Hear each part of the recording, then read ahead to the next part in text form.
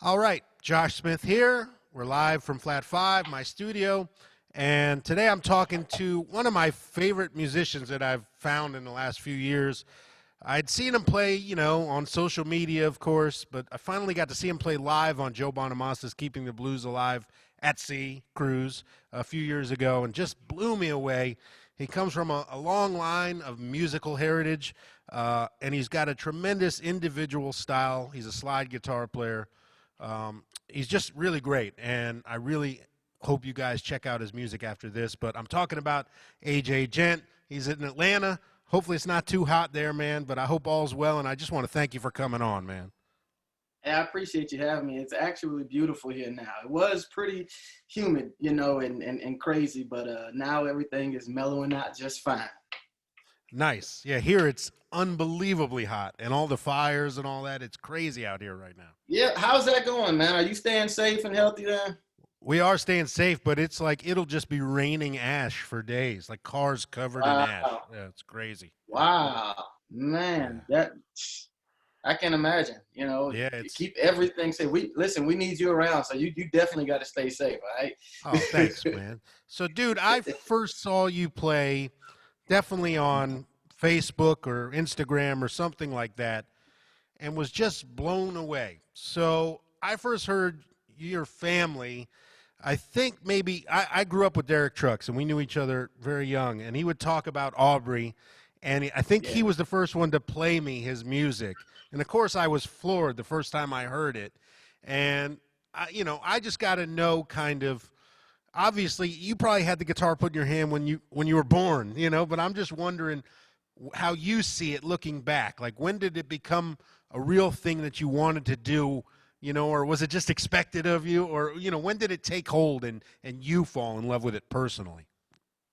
Honestly, man, I never wanted to play guitar, believe it or not. And so growing up playing in church, I found myself, just kind of wanting to be the drummer or, just things like that. But I never wanted to play. Back when I was about 4 or 5 years old, my mother and father got a divorce.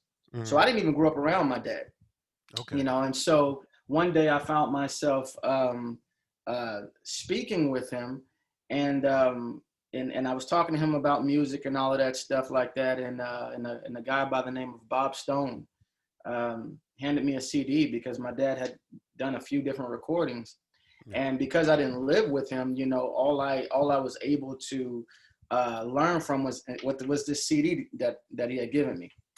And so I listened to that thing, man, over and over and over again. And I began to grow a love for the lap steel guitar, Yeah.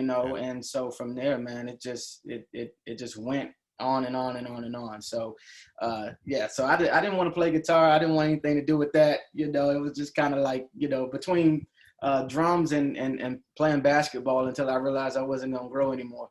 That was my thing. Yeah. Me too, man. I was basketball and baseball, and it was like eventually we all hit that point where, oh, we can't hang with these real guys Yeah. anymore. Like it's not happening. Yep. Yeah. Yeah. So Yeah. that's what happened to me. Yeah, exactly. So, okay, so that's interesting to me. You kind of came at it just from falling in love with the music first.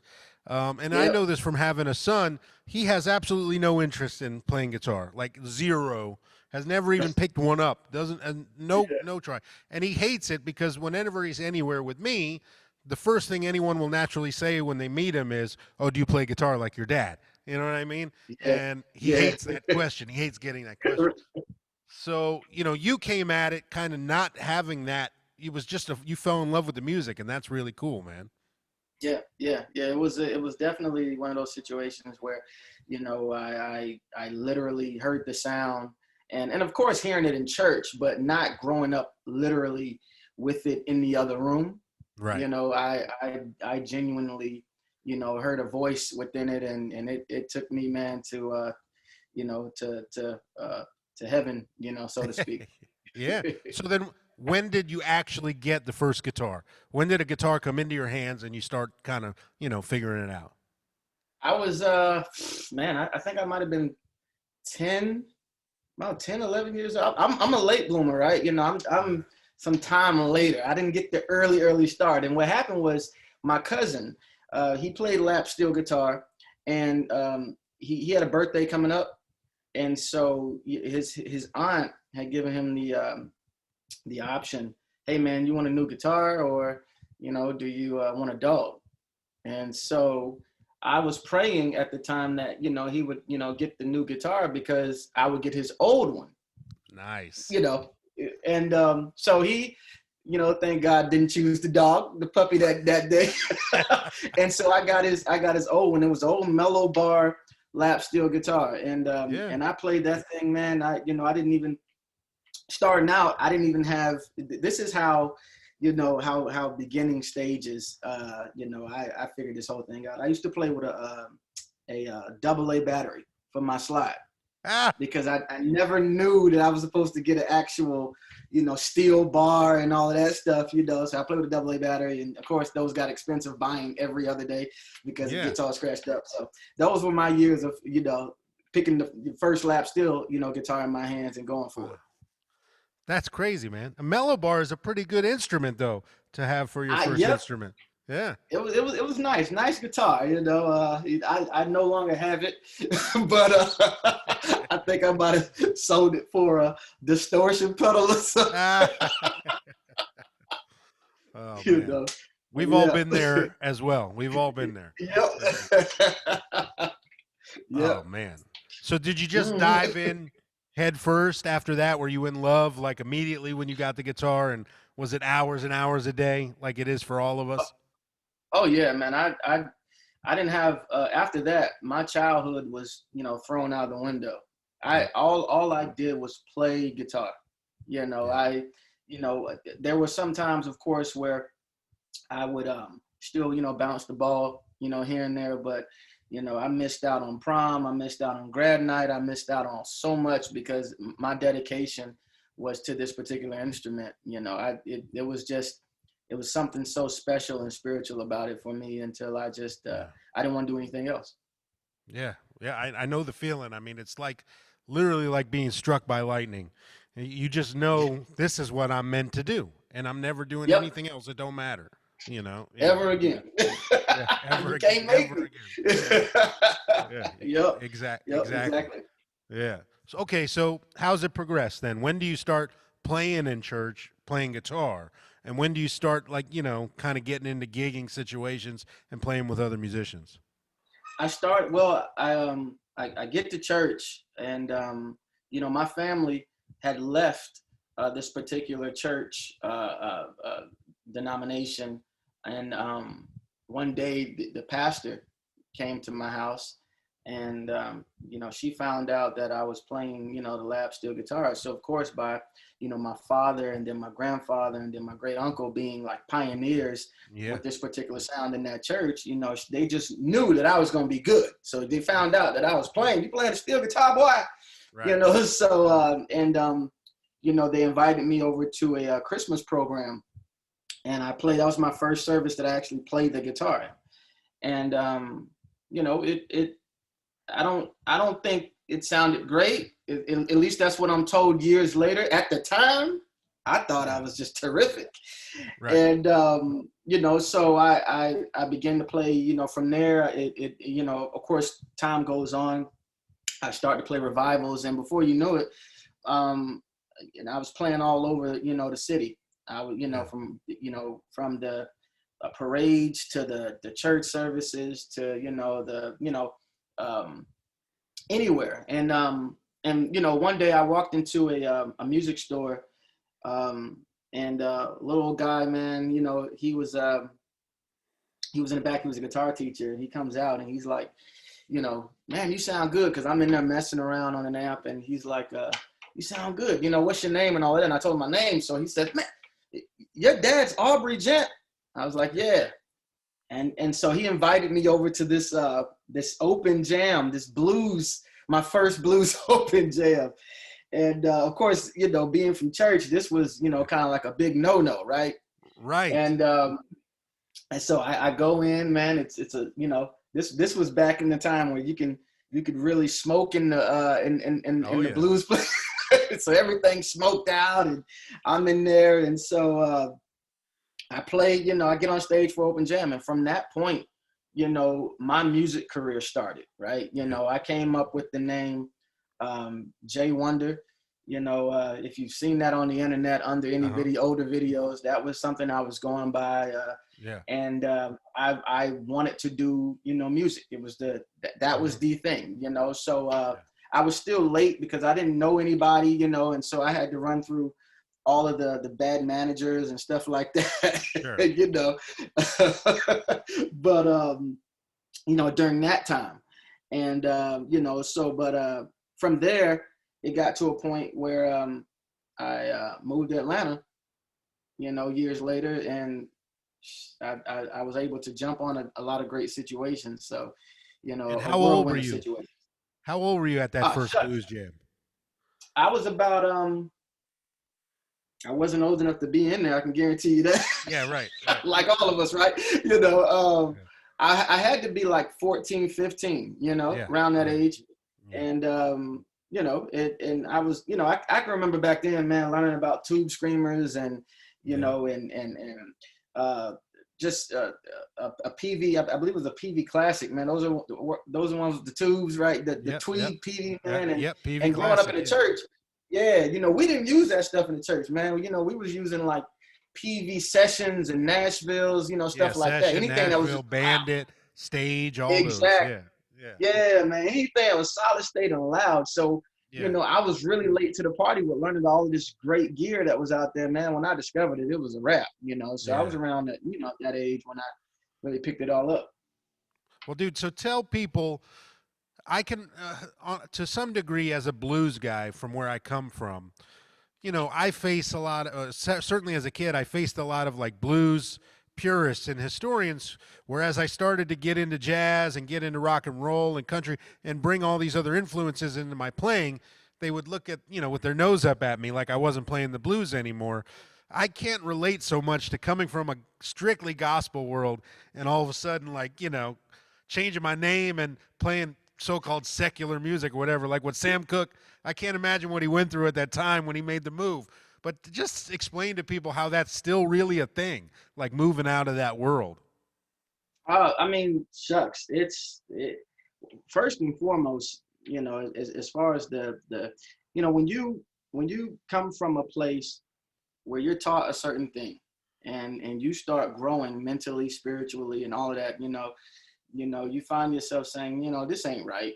This isn't, if I'm going to inspire, I want to be able to do it within the world. I want to inspire the world. I don't want to be within four walls, Right. and so, with that, they hated it, right? I Yeah. was talked about, man, and I wasn't allowed to play, and all Yeah. that stuff.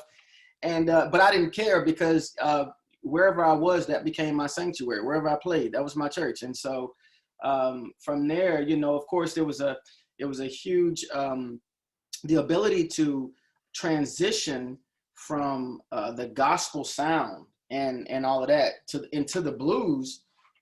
It wasn't even night and day because we were playing the same things within the Oh church, yeah. Yeah. and so I once I figured that out, I was like, okay, this is where it's at, so I could do this, so it's a real thing. It still happens, man. A lot of guys, if anything today, man, it's actually more welcomed, I think, to come from the church and play and then, to the stage. Back then it wasn't, I mean, I ain't that old, but it Right. wasn't, it was just a thing that, if you did it, man, you're done here. You can't come back in here. Yeah. You can't play it. Yep. Yeah. Yeah. That's. I So mean, and it's so interesting because so much of the music, I mean, it's one hand washing the other. It's the same music with a different it's the same message, thing. maybe, but the Yeah. intent and the heart and soul, same thing. Same thing. Yeah. So And that's what I try to bring to the stage, man. So when I guess, back in the old days when we were allowed to go out and play, yeah. you Yeah. know, you came to a show, that's exactly what you were going to get from it. Dude, so just for people who don't know, tell everybody a little bit about the legacy of Sacred Steel and your family, your grandfather, your father, your cousins. I mean, it's an incredible legacy that I think a lot of guys from my world don't necessarily know a lot about. I mean, I Yeah, remember hearing Aubrey Jen for the first time and just going, what am I? Wait a minute, is this a singer? Like, I knew it wasn't a singer, but it was still yeah, unlike anything I'd ever heard. And I'm a Jewish white dude from Florida, but I was right. obsessed as a child with Sam Cooke and Soulsters. So I would listen to the Soulsters, and you're talking about one guitar and these guys singing, quartet music basically. And when I heard the Sacred Steel on top of tunes like that were still, to me, it was like I was listening to blues. It was Yeah. just this special thing I felt like I found something secret. So just kind of tell people a little bit about the history of that. Well, my great uncle Willie Eason, he learned from his brother, his older brother Truman, and they brought the church. I mean, the lap steel guitar, and this specific sound to the church. It dates back to like the 1930s, Hmm. and so from there, the story that's told is one day my great uncle was able to play like a solo or a selection, whatever you want to call it, in church. He had a performance in church, Yeah. and he took his lap steel, and he instead of because those guys were playing like stuff like melodies like, and so uh, my great uncle comes in. I don't know if you can hear that, by the I can way, hear it. but Yeah, I hear it good. Yeah. okay. And so my great uncle comes in, and instead of playing like that, he chose to do like a one string type medley, after a woman's voice. So he would do like,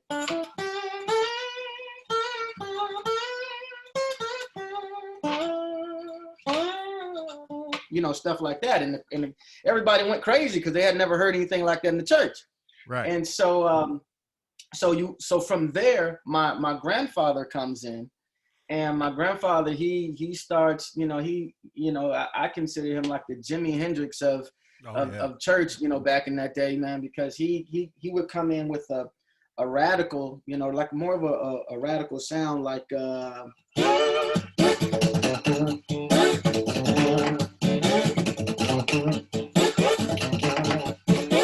stuff like that. People falling out, acting crazy, jumping over, the pews and all kind of stuff.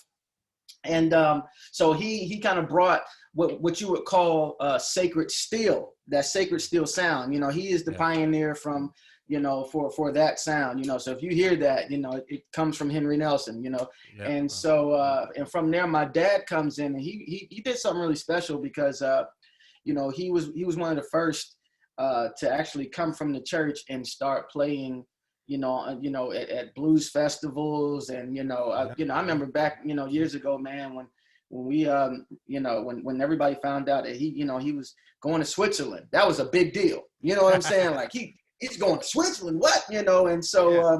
and he was a preacher at the same time. So he never compromised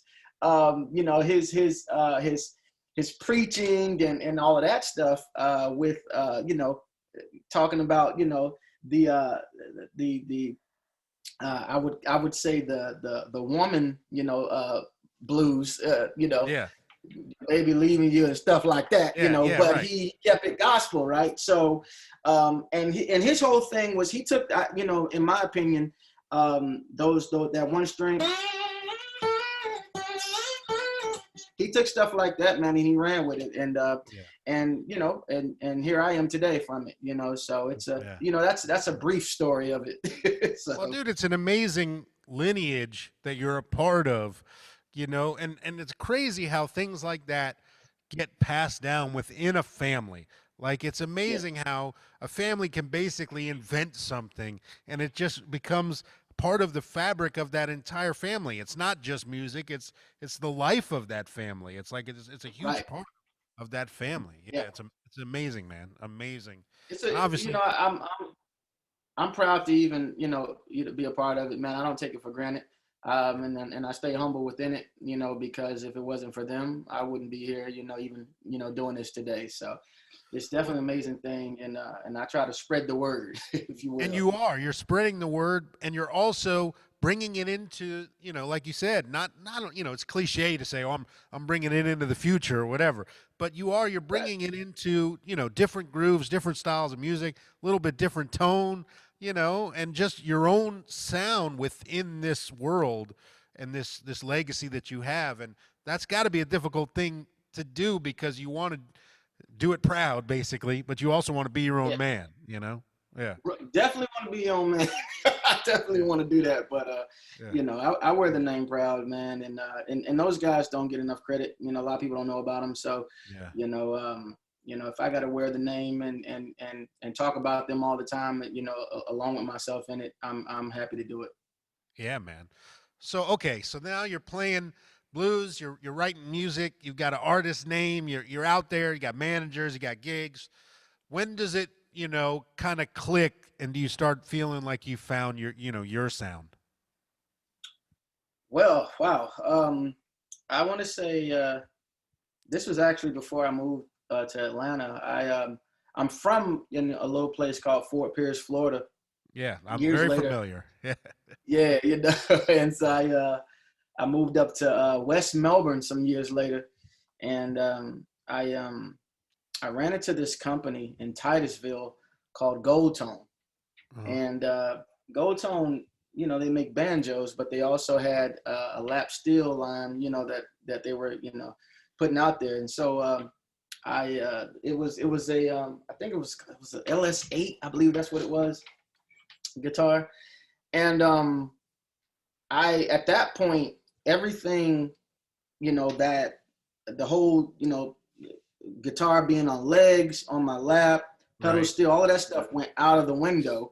I started. I wanted to stand up and play, and I, I I couldn't get the guitar to do this right here, kind of like dobro style, Yeah. and so it kept laying flat with the strap on. And so from that point, I said, man, well, that looks cool. So I'm gonna just learn how to play that way. And Yeah. so from there, I started going to different, clubs and places around, West Melbourne. I ran into a lot of different, great, artists and musicians. And that's really when the guitar world for me started to grow, because I found myself saying, okay, I don't want to sound exactly like this over here, but I want to do this. Hmm. I don't want to play, uh, um, you know, uh, something that my grandfather or father played. I want to play Prince now. You know what I'm saying? I want to do Yeah. Purple Right. Right. Rain and Right. stuff like that. And so Yeah. I really started to, come into my own little thing, and and people don't realize, anybody that knows me, that I came from the church, and then I played a lot of years in like the top 40, where I did a lot of cover band stuff, Mm. so I learned a lot of, things from there too, playing the same way. And from that point, my everything music for me, man, just kind of it was like, all right, that's Stevie Ray Vaughan. Okay, that's Jimi Hendrix. I started to learn about these guys then, and I'm grown at this time. I'm an Yeah. adult. you know, and so and that's how my style was developed, playing like this, upside down, something like that. So Yeah. Yeah. the creative juices started flowing, and I started writing songs that way. You know, every song, when normally you would learn a song, playing under, I learned it, on top. So, Yeah. that's when everything kind of started rolling for me, That's very as far cool, as, man. that goes. Yeah. Did you ever play with pedals? Oh man, yeah, I still play with pedal. I love pedal. Now, mind you, I as a matter of fact, yeah, I love pedals. Yeah. Sometimes they get in the way of my playing, but I always play with pedals. Yeah, Yeah. it's sometimes I go from that place of, I have a bunch of pedals, and then I have to humble myself back down and say, all right, are you playing your pedals or your instrument? You know what I'm saying? And so I begin to, start plugging straight into the amp, and doing that a lot. But for some strange reason, I keep going back, man, because, the pedals out today are incredible. So, Oh, they're amazing. Yeah. And yeah, on the other yeah. hand, did you ever play with pedals on the steel? I did. Oh, pedal steel. I'm sorry. So that's what you, Well, okay. no, I want to know both questions. Okay. Yeah, man. Like I went from 10 strings to 12 strings to all the way to 14 strings with 8 pedals and 5 knee Yeah, levers, yeah, all of that stuff, man. But it just traveling with a big guitar like that is not fun, I can't and imagine. it Yeah, made me just want to, like, okay, I got to simplify this. You know what I'm saying? yeah, I mean, I could pull every chord and picking pattern that you can think of, but it wasn't. It turned into a situation where I was like, okay, I want to be a little more flexible and I want to look cool at the same time. right, right. And it was actually something that my grandfather frowned upon, believe it or not. In the church world, there was this lap steel versus pedal steel. The I bet. guys up Yeah, north played pedal steel, the guys down south played lap steel. And so, on my father actually told me this story. My grandfather, he was on a hospital bed, and it was pretty much like, hey man, he told my dad, whatever you do, don't put down that lap steel. And he know what that meant, so it for me,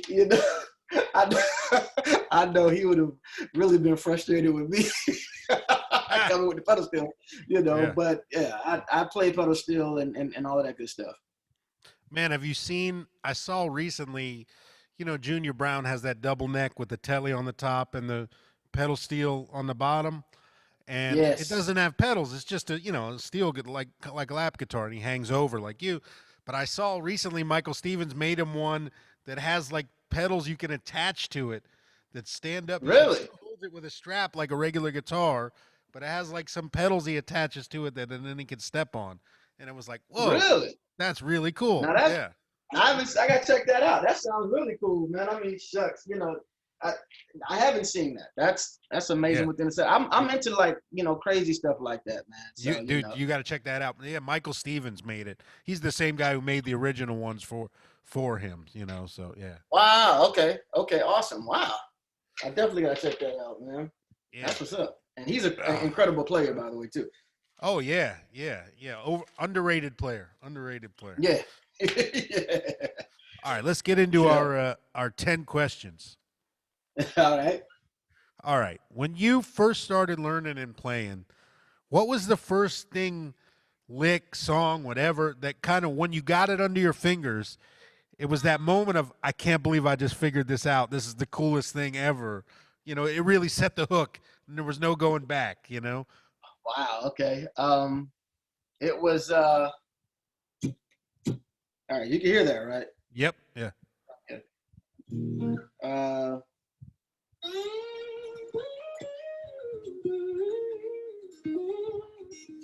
when I figured that out, that was my everything, man. Yeah. I That was it I right could see why. I could totally see why. there. For me, it was when I first figured out. I was listening live at the Regal, and I first hit it just right. It was like Oh my God. Yeah, that yeah. feeling of that was yeah. When I first learned that, probably 7 or 8, it was like that's the Shucks. greatest thing. I'll never do anything for the rest of my life. Yeah, Yeah, that would definitely, move mountains. yeah, exactly. you know. Oh man, what was the first solo you ever learned note for note? Ooh. It's gonna when I played from the CD, I learned from uh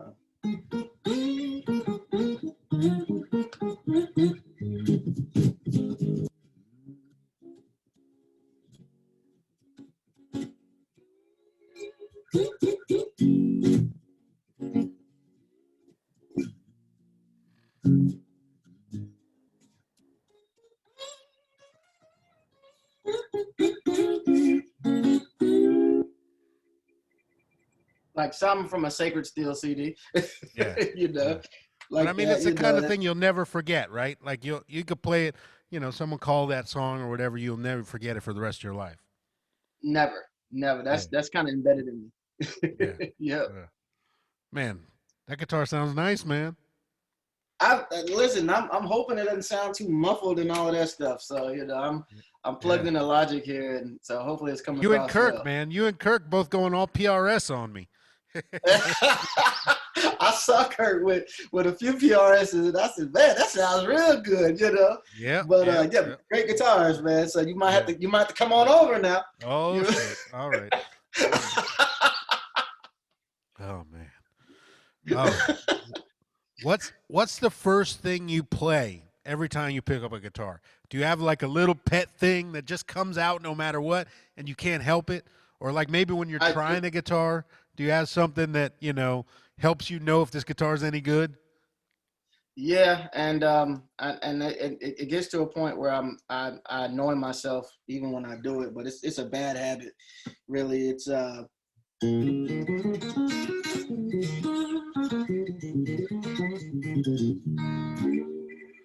I always gotta when I pick up a guitar, I gotta do that, and I hate it because it's like, if I do that on every video, you kind of have to ignore that part and let me get to what new I'm trying to play. Dude, I do the same. Mine was always an E, and it got to the point where I'd hit standby on the amp, and that would come out, and guys would start to play it to me before I could play it because they knew it was coming. You know? Yeah. So I had to It's change it a up. bad- So now it's in G. You know? okay, there you go. Yeah. Oh man. All right. Number 4. Do you have something that kind of runs 24 hours a day in your head, like a key, a style, a groove? I've got a shuffle that just is always happening in my head, and an improv that just swings like Yeah, it never goes away. Like I could be cooking, I could be getting ready to sleep, I could be whatever. It's just in there. I wonder if you've got something that yeah. just runs through your head all the time. It usually something like this here.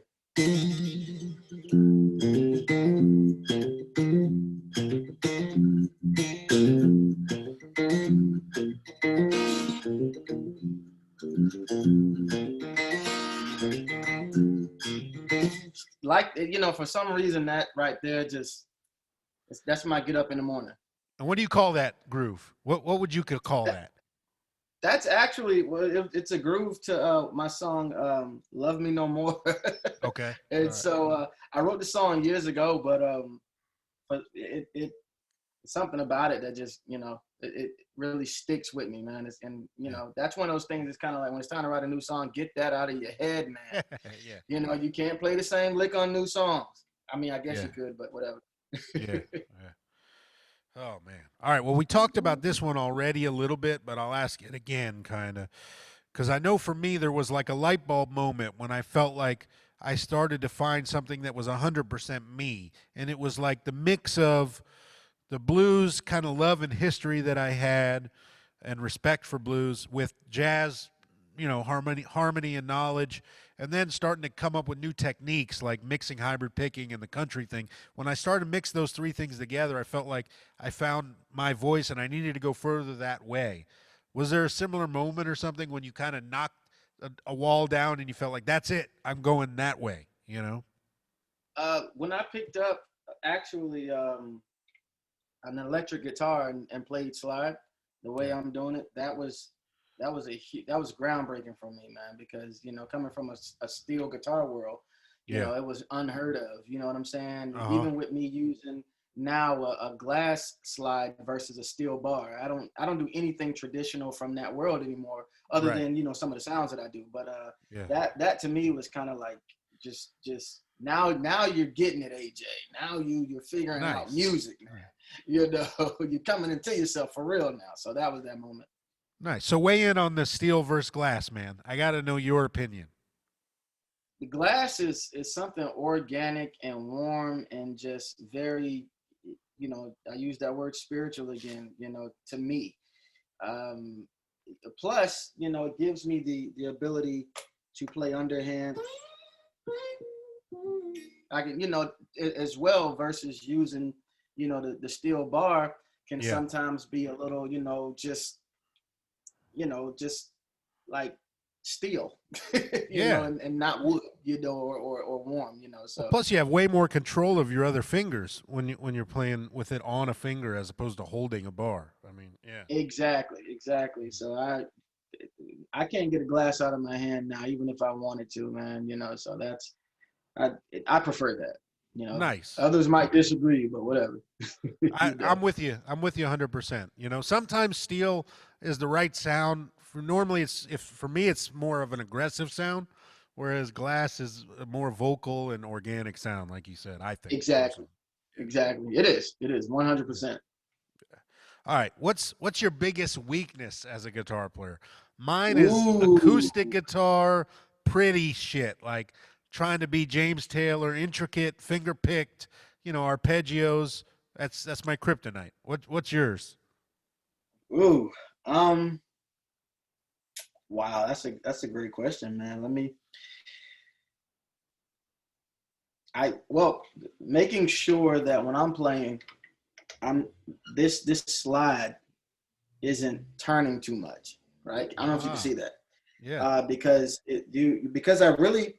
I can see, of course, according to the with the frets, but you really have to pay attention, um, when doing it, because it can also be a little sharp or a little flat with the yeah, bar. So it's a habit curving it like that, but that's not really the way it's supposed to go. yeah. And then that, along with singing at the same time, can be just. Ah. So I'm trying to perfect that as best as possible. But that's the kryptonite. That's the challenge. Dude, singing and slide at the same time, I don't think people realize that there is a challenge to that because you're intonating two instruments with a lot of variable at the same time. Yeah, When you put your fingers down on a fret, if the guitar is in tune and set up properly, it's normally going to come out the way you expect it to. Whereas when you play with exactly. a slide, there's a lot of variance. And then if you're singing at the same time, obviously there's a ton of variance there, and Oh yeah. yeah, yeah, and I I was wondering about your intonation on slide in general because it's really good, and I wonder, are you obsessed with that? Because we all know those cats who play great stuff, but man, they just sound out of tune all the time because they don't have good intonation on their instrument. Well, I'm a stickler about it. Honestly, man, when I heard you on the last cruise, one of the last cruises I was on, and I saw you after every song you were tuning, Yeah, and as a slide player, the theory has always been, to people who don't really play, they think, oh, well, you're not really worried about tuning, you're just sliding all up and down the strings, and it's kind of like, no, you can yeah, hear it and it sounds horrible if you don't tune up. So yeah. so you even encouraged me, from the standpoint of just watching you, and it confirmed, just my craziness within my head to make sure Oh that yeah, I'm as in tune as possible, because I can't, because what I'm trying to mimic, not only the voice, is I want to yeah, be able to mimic, all of the chords and everything else from the guitar. So you can't do mm, that, if you're out of yeah, tone, and the yeah. intonation is whack and all of that stuff, you know. I'm definitely obsessive about the tuning and intonation of the guitars. I want them to be set up properly, and Yeah. yeah. So yeah, I take that 10 seconds in between songs and just check. Man, You know what I mean? you're good Absolutely. with it, man. Yeah, You're good with yeah. it. All right, man. Number 7. Who's a big influence on your playing that people would be surprised to hear? Hmm. Um, that one would be surprised to hear. Uh, Recently, I've I picked up the acoustic and started doing that thing a lot with the slide. And Tommy Emmanuel, Oh yeah. Yeah. I just recently discovered him, and uh, and because of how he plays is very similar to the thumb picking and everything that I do. Uh-huh. And man, he just took me to another world, with the finger picking and all that good stuff. Yeah. So that's who you would be surprised, I guess, for Uh-huh. me to say, is him. Interesting. You know, Okay. saying that I'm doing slide and he ain't, right. So, Right, right, right, right. but Yeah. but lately, I would say him. Nice. He's incredible, man. And he was on the boat last year, and I played with him. Actually, we played together once, and then I picked his brain a bunch because I'd been listening to him my whole life, but I'd never seen him live. And seeing him live was something of just like that. Okay, this is special. Like this dude, you can hear not just 10,000 hours, you can hear 100,000 hours of this dude just Yes, sitting yeah, there playing, and exactly. he's got a special voice, on the instrument. Yeah, and I can appreciate it for sure. Yeah. All right. Would you rather have a good guitar and a really bad amp, or vice versa? A bad guitar and a really good amp. Uh, that's a great question. Yeah. I'd rather have a good guitar and a bad amp, Okay. All right. and See, I'm the and opposite. really well. Yep. But then the reason being is only because I could. I grew up playing out of bad amps, Yeah. I good was just guitar. gonna say, So you got a lot of experience with the bad amps. Yeah. yeah. So I know how to, tweak it. But at the same time, with to be honest with you, man, like my go-to, and this might be a little curveball, pedal is the Origin Effects Revival Drive, right? Huh? Yeah. So no matter what amp I'm playing out of, I tweak that thing enough for me to be able to get a decent enough sound out Yeah. of the It's a amp, and very so that's why I figured, that's a well, really flexible pedal. Really flexible. yes, Yeah. yes. So I'd rather a good guitar, bad amp, and just sound all distorted or whatever, and let that be what it is. Gotcha. See, for me, I know the audience will get a better show out of me if I have a good amp and like maybe my pedals and whatever guitar. It'll be a better show than if I have even my main guitar and a crate or a PV or something that Oh I just has no headroom and I can get nothing out of. I know yeah, I think the audience experience will be better the other way. And mine right. too. So I don't know, but that's just me. Yeah. Well, Yeah. bad in the sense of if it's crapping out and it ain't working, Yeah. that Well, ain't gonna that's work. yeah, of course. Yeah. But yeah, I feel that too. I feel that. All right. Number 9, man. What keeps you pushing to learn new things? You said you just got into Tommy Emmanuel. Is it just the love of the instrument and the music, or is there something that keeps you like pushing to be better tomorrow than today? Because I know I'm obsessed with that. It's like, how do I keep growing? I don't want to hear a tape of me playing back 3 months ago and not hear difference between then and Yeah, today. You know? Yeah. right. Life, man, keeps me going and Yeah. growing. Musically, big time. I don't the these days, man. That's how I started. Being able to play and express myself from just situations that I've been through. Yeah. It just keeps me on my toes. And if I can pick up the guitar and play, I don't play the same thing, you know, uh, over and over and over again, the same exact way. So it's a Uh-huh. different expression every time. And I relate it to, just, you know, um, everything that I go through day by day. So I continuously am, and, growing all the time. I'm learning how to play different, slide different ways. I used to have, like high action on the guitar and stuff like that, and so I'm learning different things, but it's all thanks to just being chosen to live this type of lifestyle that I live. So Yeah. Yeah. Yeah. and that's that. It keeps me going. Yeah, and man, you got more motivations now. You got your family, you got kids, you Oh got the full yeah, ball of wax. That changes things too. It keeps you motivated in a whole new way. yep. It definitely makes you grow up. Yeah, absolutely. Yeah. If you ain't grown up yet, So yeah, Yeah. definitely huge inspiration and keeps me growing. So along those lines, number 10, where do you want to be in 5 years, man? What do you see for yourself musically? Is there a goal that is out there that you're reaching for, or is it just to keep it on and keep growing?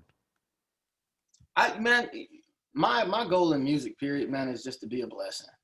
I it at one time I could say I had to pass the infatuation phase of being noticed, being seen, making the money, and Right. then I get to a point now where if I can be a blessing, if I can touch someone with one note, with the song, that means a lot for me, because I think that'll last longer than any financial stability. And and I learned that this year, man. Honestly, with so much being taken away, Yep. and the ability, to still be able to play, I learned, okay, well, you see where your priorities should be, man. Because Yeah. this ain't always promised over here. Yeah. You know, so make sure that, you know, you're utilizing the ability to play this instrument in a way that could, you know, change somebody's life. So that's me in 5 years. That, you Nice, know, man. Well, that's a good way to be in all things life. And man, one thing yep, this situation has given us is it definitely weeds out the guys who play for the right or the wrong reasons. Like we all play because literally we have to. This has been yep, chosen for us, you know, and yep, by us, but it's like we got no choice. This is the life that just is right for us, you know, and it's exactly. because we love it, you know. Absolutely. Yep. Yeah, everything else can go out of the window. You know, now don't get me wrong. I do need to be able to, you know, eat a turkey sandwich, right? Yes, yeah. You know, so I got to make some money. But the reality is, man, if I had to choose, you know, I want to inspire, and if I had one guitar to do it, I'll use that one guitar, and Yeah. it'll be what it is. Yeah, that's a great attitude, man. All right, dude. Thank you so much. We've reached the end of the 10 questions. It's been a pleasure. And for members, there's going to be an extra video here, the turn two, as you know, where we're going to teach two licks. But, dude, thank you so much for doing this, man. I love your playing and your music. And the sky's the limit, man, because I see you growing every 6 months. It's like you got new stuff. And that's what I look for. I'm always interested in who's putting in the work. And I know you are putting Yeah, in the work. I appreciate it, man. I'm thankful that you even hit me up to do it. I'm horrible with interviews. No, man. So you know, I'll Dude, answer the wrong question at the wrong time. that was great, man. I really enjoyed it, you know, and I know people will enjoy it. And if you have not heard AJ's music, you need to immediately get online and buy some music. And we will have links to all things AJ Gent down in the bottom of this video. But dude, thank you so much, man. Thank you, man. I appreciate it, and you know, everybody out there can subscribe to the YouTube, visit my website, and all of that good stuff, man. Because I'm continuously growing, as you said, you know. So you know, the reality of AJ Gent coming soon. Yeah. Nice, nice. All right. Yeah. Thank you, everybody. And for members, we'll be right back. All righty.